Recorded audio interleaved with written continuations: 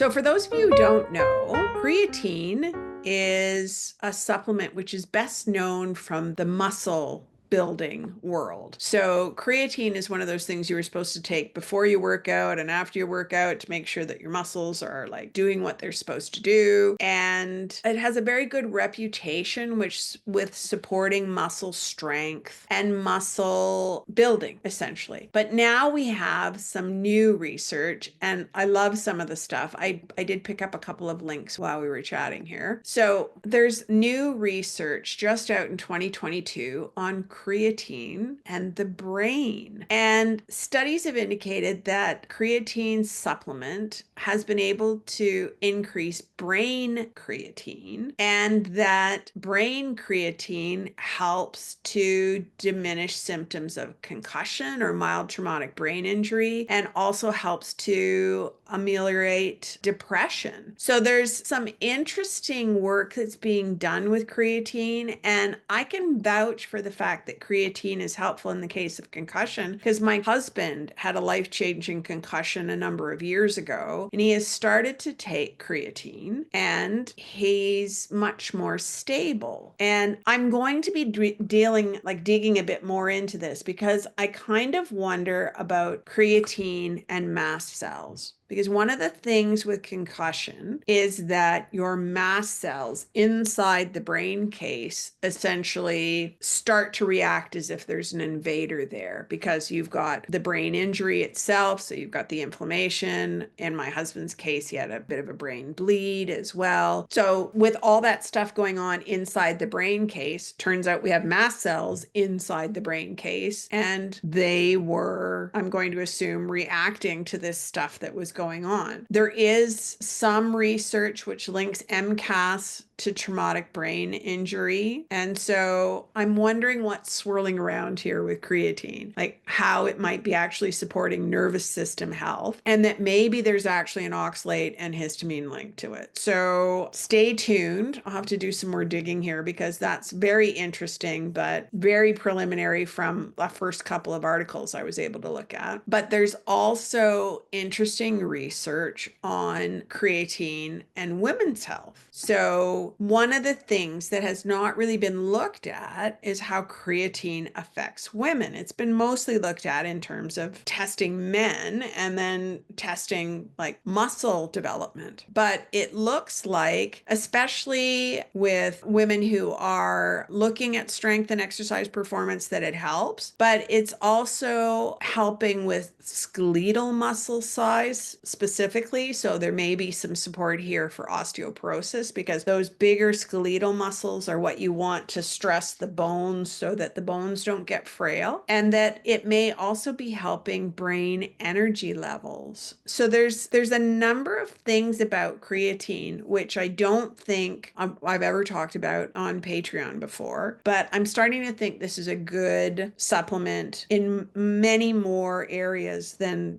just whether or not you have good exercise performance. It does look like there's some capacity for creatine to reduce inflammation in the body as well. So I'm going to have to do a bit more digging there, which I did not get a chance to do and wanted to, but that's at least some preliminary ideas about how creatine might be helpful. What I like in terms of my own approach with creatine is I don't take big doses, but I will take a quarter teaspoon of plain creatine powder in a glass of water. And that seems to be quite helpful. And one time I took it after a meal in which my stomach was a little upset and I had a little bit of heartburn, and it seemed to help it. So that would speak to me a little bit to this idea that creatine helps to bring down some of the inflammation. So it's just another tool for our toolkit. I mean, it's so easy to be on a bazillion supplements. So what I'd say is what we really want to do is look at the benefits of a particular supplement and see how they overlap with us.